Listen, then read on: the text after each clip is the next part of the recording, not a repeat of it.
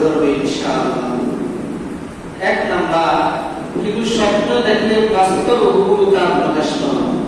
রাসূল সাল্লাল্লাহু আলাইহি ওয়াসাল্লাম স্বপ্ন যুগে যা দেখতেন তা একদম হুবহু বাস্তবে তা পরিণত হয়ে যেত।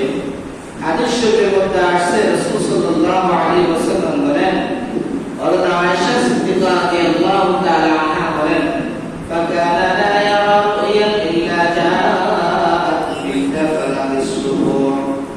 আয়েশা সিদ্দিকা রাদিয়াল্লাহু তাআলা আনহা তিনি বলেন, আল্লাহ রাসূল সাল্লাল্লাহু আলাইহি ওয়াসাল্লাম যে স্বপ্ন দেখতেন তা একেবারে প্রভাতের আলোর ন্যায় আলোকিত হয়ে যেত। দুই নম্বর, নির্জনতা এবং একাকিত্ব ভালো লাগা। রাসূল সাল্লাল্লাহু আলাইহি ওয়াসাল্লামের কাছে নিঃসঙ্গতা অধিক প্রিয় হয়ে ওঠেন। হাদিস শরীফে আসছে, হযরত আয়েশা সিদ্দিকা রাদিয়াল্লাহু তাআলা আনহা বলেন, সুম্মা উক্তিদা ইলাইহিল খালা, অতঃপর তার নিকট নির্জনতা পছন্দনীয় হয়ে দাঁড়ায়। রাসূল সাল্লাল্লাহু আলাইহি ওয়াসাল্লামের কাছে যখন ওহী প্রেরণ করা হয়, অর্থাৎ ওহী নবুয়ত করার পূর্বে রাসূল সাল্লাল্লাহু আলাইহি ওয়াসাল্লাম সব সময় একাকী থাকতে পছন্দ করতেন, নির্জনতার মধ্যে সব সময় থাকতেন, একাকী ইবাদত বন্দেগী করতে সব সময় ভালোবাসতেন।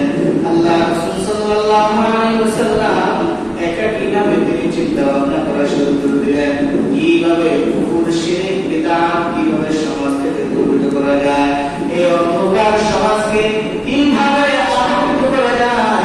কারণ আল্লাহ রব্বুল আলামিন যাকে জিম্মাদারি দিবেন, যাকে যে দায়িত্ব দেন, ওই ব্যক্তিকে ওই যোগ্যতা সম্পন্ন করে ধরে আল্লাহ দায়িত্ব দিয়ে দেন। তিন নম্বর, পালন করে সালামের আওয়াজ ভেসে আসা। আল্লাহ রাসূল সাল্লাল্লাহু আলাইহি ওয়াসাল্লাম রাস্তা দিয়ে হাঁটতেন, পাহাড়ের পাথরগুলো আল্লাহ রাসূল সাল্লাল্লাহু আলাইহি ওয়াসাল্লামকে সালাম দিত। গাছপালা তরুণা যারা ছিল রাসূল সাল্লাল্লাহু আলাইহি ওয়াসাল্লামকে সালাম দিত। এরা তারা এইটাই বোঝা যায়, যাকে সালাম দেওয়া হচ্ছে, যাকে সম্মান করা হচ্ছে, তিনি কেউ নাই, নবী আরবি সাল্লাল্লাহু আলাইহি ওয়াসাল্লাম। হাদিস শরীফের মধ্যে আসছে, রাসূল সাল্লাল্লাহু আলাইহি ওয়াসাল্লাম বলেন, ইন্নী লা আ'রিফু হাজারান বিমাক্কাহ কানা ইউসাল্লিমু আলাইয়া ক্বাবলা আন তুবআথা ইলা লা আ'রিফুহু আল। আল্লাহ রাসূল সাল্লাল্লাহু আলাইহি ওয়াসাল্লাম বলেন, আমি মক্কায় কি পাথরকে জানিয়েছি যে আমার নবীর উপর প্রেরিত হওয়ার আগেও আমাকে সালাম করতো, আমি এখন একদিকে নিশ্চিতভাবে ভালোভাবে চিনি। অন্য হাদিসে আসছে, হযরত আলী রাদিয়াল্লাহু তাআলা আনহু বলেন, কামা ইস্তাকবালাহু জাবালুন ওয়ালা শাজারুন ইল্লা ওয়া ইয়াকুলু আসসালামু আলাইকা ইয়া রাসূলুল্লাহ। আলী রাদিয়াল্লাহু তাআলা বলেন, তিনি যখন কোনো পাহাড় বা বৃক্ষর নিকটে এসেছেন, তাকে সালাম দিত, তাকে বলতো, আসসালামু আলাইকা ইয়া রাসূলুল্লাহ। এমন নবী, এমন দাবী নবী, যাকে নবুয়ত থাকে আল্লাহ পাক রব্বুল আলামিন বিভিন্ন নিদর্শন দিয়ে থাকে, নবী হিসেবে গ্রহণ করা শুরু করে দেন। আল্লাহ পাক রব্বুল আলামিনের সৃষ্টি গাছপালা, তরুলতা এবং পাথর ইত্যাদি যা কিছু ছিল, যেটার নিজ দিয়ে যেতেন, যার পাশ দিয়ে যেতেন, সবগুলো তিনি তবে রাসূলুল্লাহ সাল্লাল্লাহু আলাইহি ওয়াসাল্লামকে সালাম দিত, আসসালামু আলাইকা ইয়া রাসূলুল্লাহ। চার নম্বর হলো বিশ্বকে আওয়াজ শুনতে পাওয়া এবং আওয়াজ থেকে অবলম্বন করা। নবুয়ত প্রাপ্তির পূর্বে ব্যক্তিগত নবী আরবি সাল্লাল্লাহু আলাইহি ওয়াসাল্লাম অদৃশ্য থেকে আওয়াজ শুনতে পেতেন, পাশাপাশি তিনি দূর থেকে নূর দেখতে পেতেন। হাদিস শরীফে আসছে, হযরত মা খাদিজা কুবরা রাদিয়াল্লাহু তাআলা আনহাকে লক্ষ্য করে বললেন, ইন্নী আরা সাওতান ওয়া আসমাউ সাওতান ওয়া ইন্নী আখশা আন ইয়াকুনা বি জালাল। ক্বালাত লাম ইয়াকুনিল্লাহু লিয়াফআলা যালিকা ইয়া ইবনা আব্দিল্লাহ। সুম্মা ওয়ারাকাত ইবন নওফল فذكر ذلك له فقال إن يك صادقا فإن هذا لموسى مثل موسى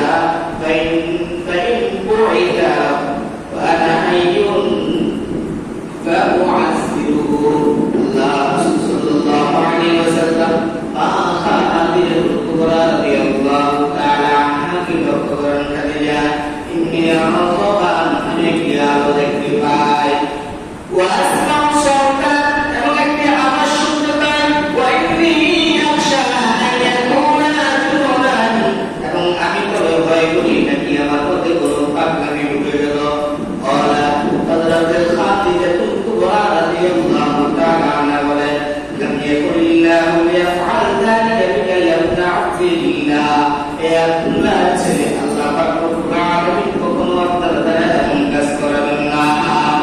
তোমরা তাকওয়া বাদাতনা নওফাল অথবা আল্লাহ রাসূল সাল্লাল্লাহু আলাইহি ওয়াসাল্লামের স্ত্রী খাদিজাতুল কুবরা রাদিয়াল্লাহু তাআলা আনহা তিনি ওয়ারাকা বিন মুফাজ্জির কাছে গেলেন ফাযাকারা যালিকা লাহু আল্লাহ রাসূল সাল্লাল্লাহু আলাইহি ওয়াসাল্লামের এমন বিবরণ দেওয়া শুরু করলেন যে তিনি বলতেছেন তিনি আওয়াজ শুনতে পান, তিনি নাকি ভয় পান, তিনি বিভিন্ন আলো দেখতে পান।